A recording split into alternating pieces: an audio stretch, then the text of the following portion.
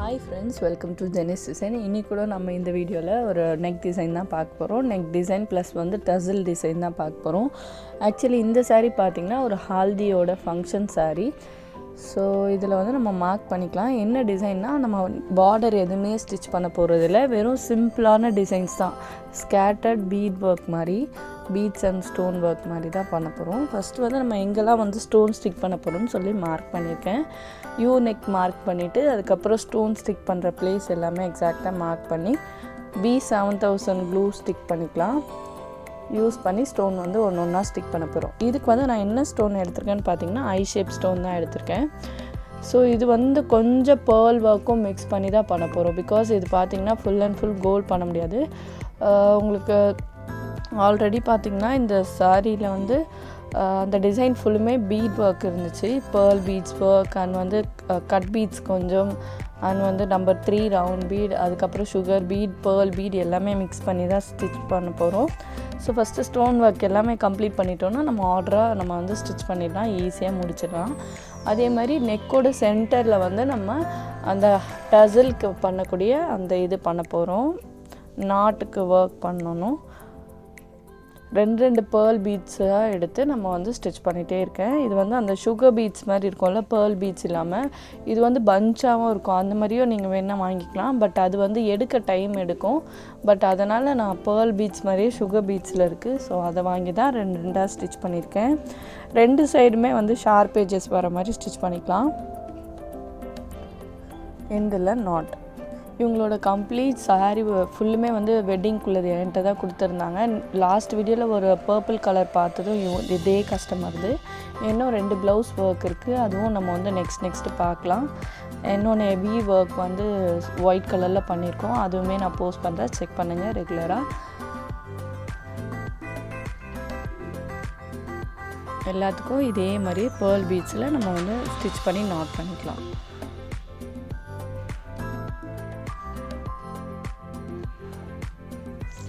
இந்த blouse design நீங்கள் இப்போ பைப்பிங் கொடுத்து கூட ஸ்டிச் பண்ணால் பண்ணிக்கலாம். பட் நான் பைப்பிங் கொடுக்காம வெறும் நார்மலாக ஃபோல்ட் பண்ணி தான் ஸ்டிச் பண்ண போகிறோம்.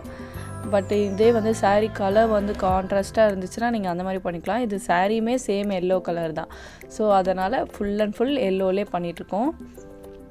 இப்போ நம்ம சக்கரி ப்ளஸ் ஸ்டோன் ஸ்டிச் பண்ண போகிறோம். சக்கரியில் 3 சைஸ் இருக்குது. இது ரொம்ப சின்ன சைஸ். ஸோ கீழே சக்கரி இருக்கதே தெரியாது, ஸ்டோன் மட்டும்தான் தெரியும்.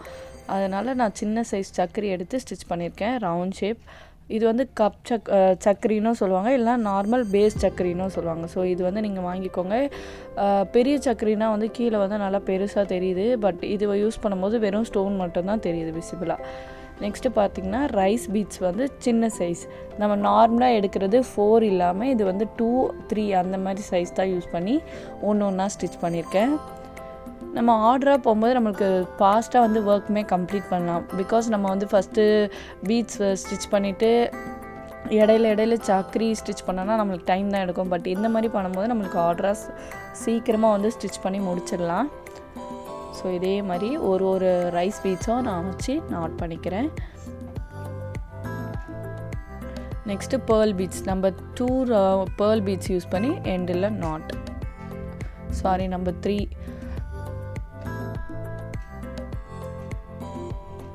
இது ஃபுல்லுமே ஸ்கேட்டர்ட் எஃபெக்ட் மாதிரி தான். ரொம்ப பிளான் பண்ணி பண்ணுற மாதிரி இருக்காது. நம்மளா அப்படியே ஸ்பேஸ் இருக்க இடம் பார்த்து எல்லாத்தையும் ஸ்டிச் பண்ணி அரேஞ்ச் பண்ணிகிட்டே வரணும்.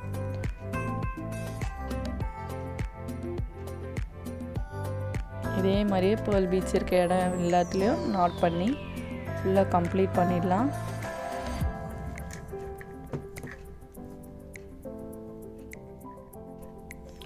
அகைன் இப்போ ஒரு கட் பீட்ஸ் தான் யூஸ் பண்ணுறோம். Gold colour cut beads use பண்ணி எண்டில் நாட்.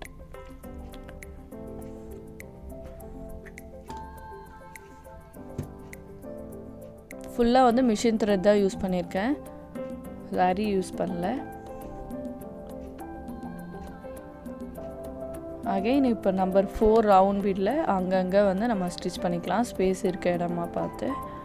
எல்லாத்துக்குமே செப்பரேட்டாக நாட் பண்ணி தான் பண்ணோம். பிகாஸ் எல்லாமே கிட்ட இருந்துச்சுன்னா நம்ம ஒரு செயின் போட்டு அப்படியே கண்டினியூ பண்ணிக்கலாம். இது எல்லாமே கொஞ்சம் டிஸ்டன்ஸ் இருக்கனால எல்லாத்துக்குமே செப்பரேட்டாக நாட் பண்ணி தான் பண்ணணும். ஸோ அதுதான் வந்து நமக்கு டைம் எடுக்கிற மாதிரி இருக்கும். மற்றபடி டிசைன் வந்து ரொம்ப சிம்பிள் தான்.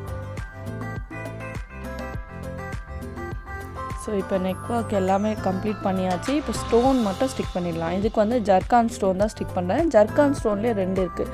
பின்னாடி பார்த்திங்கன்னா ஸ்டோனோட அந்த ஷார்ப் இருக்க இடத்துல கோல்டு இருக்கும், இன்னொன்று வந்து சில்வர் இருக்கும். ஸோ கோல்டு இருக்கிறது பார்த்திங்கன்னா அந்தளவுக்கு ஷைனிங்காக இருக்காது, பட் சில்வர் இருக்கிறது வந்து நல்லா ஷைனிங்காக இருக்கும். ஸோ அதை தான் நான் சில்வர் தான் யூஸ் பண்ணியிருக்கேன். ஸோ இது யூஸ் பண்ணி ஒன்று ஒன்றா ஸ்டிக் பண்ணிக்கலாம்.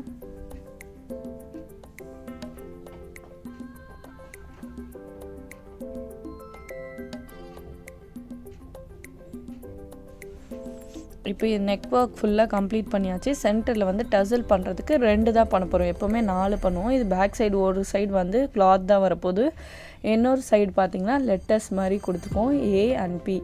ஸோ இது வந்து பிரைட் அண்ட் க்ரூமோட நேம் தான். ஸோ இதுக்கு வந்து நம்ம ஃபஸ்ட்டு சர்க்கிள் வந்து ஃபுல்லாக செயினில் கம்ப்ளீட் பண்ணிக்கலாம். அப்படியே சர்க்கிள்லேருந்தே நம்ம அப்படியே இன்வர்ட்ஸாக நம்ம வந்து ஒர்க் பண்ணிக்கலாம். ஃபஸ்ட்டு 3 லைனில் வந்து ஜரியில் செயின் போட்டுட்டு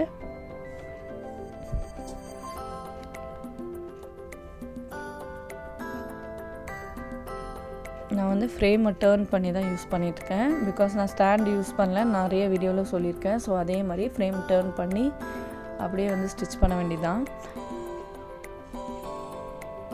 3 லைன் வந்து செயின் போடணும். இந்த செயின் தான் வந்து அதுக்கு கிரிப்னஸ் கொடுக்கும். ஸோ எந்தளவுக்கு செயின் வந்து நல்லா ஸ்ட்ராங்காக இருக்கோ அந்தளவுக்கு வந்து நம்மளுக்கு ஸ்டிச்சும் நீட்டாக இருக்கும். பேக் சைடில் வந்து க்ளூ அப்ளை பண்ணிவிடும். ஸோ நம்மளுக்கு வந்து கட் பண்ணும் போதும் நம்மளுக்கு அந்த ஸ்டிச் வந்து பிரியாது. நெக்ஸ்ட்டு வந்து நான் ஸ்டோன் செயின் வந்து ரவுண்ட் ஷேப்க்கு க்ளூ அப்ளை பண்ணி தான் ஸ்டிக் பண்ணுறேன். நீங்கள் வந்து ஆரி நீடிலே மிஷின் த்ரெட் யூஸ் பண்ணி ஸ்டிச் பண்ணாலும் பண்ணிக்கலாம். நான் வந்து கரெக்ட் சைஸ் வந்து மெஷர் பண்ணிவிட்டு அப்படியே வந்து ஸ்டிக் பண்ணிவிட்டு தென் வந்து நான் ஆரி நீடிலே நாட் மாதிரி போட்டு ஸ்டிச் பண்ணுவேன். ஸோ அதே மாதிரி தான் நான் பண்ண போகிறேன். கொஞ்சம் ஸ்பேஸ் விட்டு எல்லாத்துக்குமே ஒரு நாட்டாக போட்டுருவேன். ஸோ அதே மாதிரி 2த்துக்கும் மெஷர் பண்ணி கட் பண்ணியாச்சு. இப்போ வந்து ஃபேப்ரிக் க்ளூ யூஸ் பண்ணி நான் ஸ்டிக் பண்ண போகிறேன். இதே B7000 யூஸ் பண்ணி ஸ்டிக் பண்ணலாம், பட் நான் வந்து இந்த மாதிரி சென்டரில் ஸ்டிச் பண்ணும்போது எனக்கு ரொம்ப கஷ்டமாக இருக்குது. ஸோ அதனால தான் நான் இதுக்கு வந்து ஃபேப்ரிக் க்ளூ தான் யூஸ் பண்ணியிருக்கேன். ஸோ ரொம்ப மெலிசாக போட்டுக்கலாம், பிகாஸ் இதுக்கு மேலேயும் நம்ம ஸ்டிச் பண்ண போகிறோம்.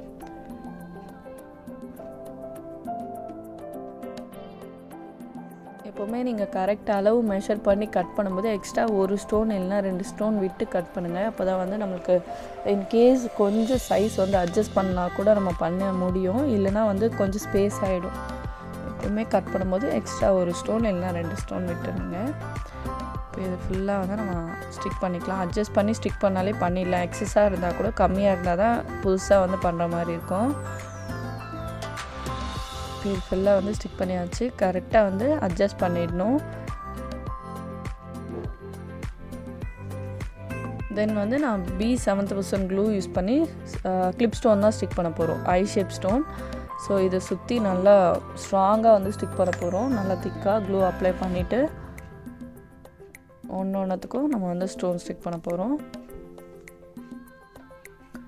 B7000 க்ளூ யூஸ் பண்ணும்போது ஒரு மாதிரி நூல் மாதிரி எக்ஸஸாக வந்துக்கிட்டே இருக்கும். ஸோ அதை என்ன பண்ணுறீங்கன்னா கொஞ்சம் ஸ்டாப் பண்ணிவிட்டு கொஞ்சம் கையை வச்சு அதை எடுத்து அகைன் ஸ்டார்ட் பண்ணிங்கன்னா நீங்கள் வந்து கிளாத்தில் வந்து அந்த க்ளூ வந்து விழாது.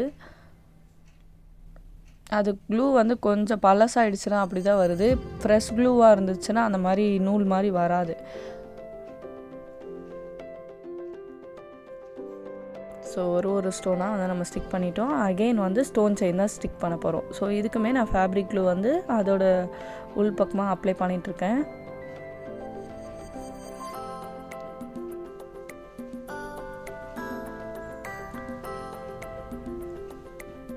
அதே மாதிரியே கரெக்ட் சைஸ் மெஷர் பண்ணி கட் பண்ணி அப்படியே ஸ்டிக் பண்ண வேண்டியதான். இந்த டிசைன்ஸ் எல்லாமே வந்து கஸ்டமர் ரெஃபர் பண்ண பிக்லேருந்து தான் வந்து டிசைன் பண்ணது. டசல் அது வந்து ப்ளவுஸ் டிசைன் எல்லாமே அவங்க சூஸ் பண்ணி கொடுத்தது தான்.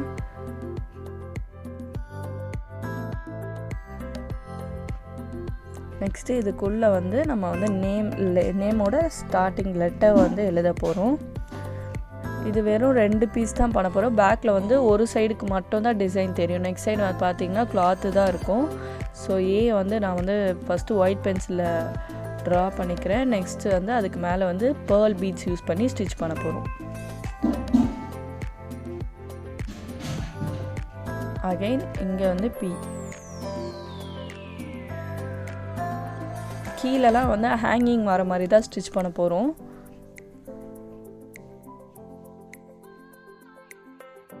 இதுவுமே பென்சிலில் கரெக்டாக வந்து எழுதிட்டு பேர்ல் பீட்ஸ் நம்ம 3 பேர்ல் பீட்ஸை ஒன்று ஒன்றா வச்சு ஸ்டிச் பண்ணிக்கலாம். ஃபஸ்ட்டு வந்து நிறைய பேர் இந்த மாதிரி லெட்டர் எழுதும் போது ரொம்ப கன்ஃபியூஷன் ஆவாங்க. எங்கள் ஸ்டூடெண்ட்ஸ் கூட வந்து நிறைய டவுட்ஸ் கேட்பாங்க. ஃபஸ்ட்டு வந்து ஸ்டார்டிங் அந்த ஸ்ட்ரைட் லைன் மாதிரி இருக்கிறதெல்லாம் போட்டு அதுக்கப்புறம் வந்து அந்த டேர்னிங்ஸ் கர்வ்ஸ்லாம் போட்டோன்னா நம்மளுக்கு ஷேப் எக்ஸாக்டாக வந்துடும்.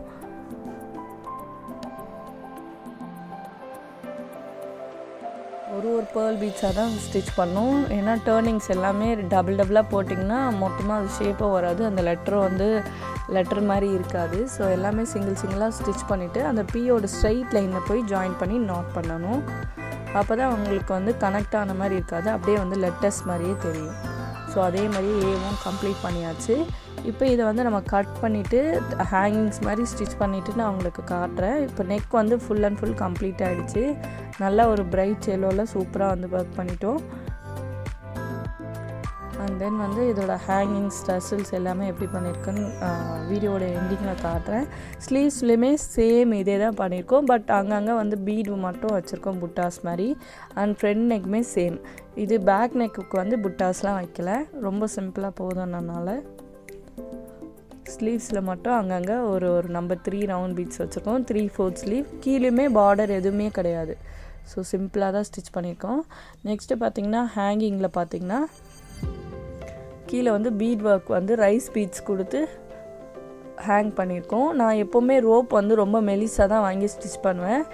ஸோ அதே மாதிரி மெலிஸ் ரோப் தான் யூஸ் பண்ணியிருக்கேன். கீழே பார்த்திங்கன்னா கோல்டு பீட்ஸ் வந்து ஹேங்கிங்ஸ் பண்ணிவிட்டு அதுக்கு மேலே வந்து நம்ம ரைஸ் பீட்ஸ் யூஸ் பண்ணி தான் ஒரு டசலுக்கும் 5 லைன்ஸ் கொடுத்துட்டு கீழே ஹேங்கிங்கும் பண்ணியிருக்கோம்.